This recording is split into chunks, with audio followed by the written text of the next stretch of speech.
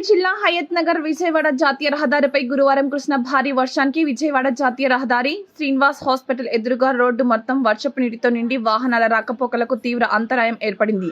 మధ్యాహ్నం 2 గంటల నుండి ఎడతెరిపి లేకుండా భారీ వర్షం కురుస్తుండటంతో నడుము లోతు వరకు నీరు రోడ్డుపై ప్రవహించి జనజీవనం స్తంభించిపోయింది. వరద నీరు భారీగా ప్రవహిస్తుండటంతో ఎక్కడ గుంతలు ఉన్నాయో ఎక్కడ ఎత్తు పల్లాలు ఉన్నాయో తెలియని అయోమయ స్థితిలో వాహనదారులు తీవ్ర ఇబ్బందులు పడ్డారు. ఇటీవల కురిసిన వర్షాలలో ఇదే అతి భారీ వర్షంగా పలువురు అభిప్రాయపడుతున్నారు.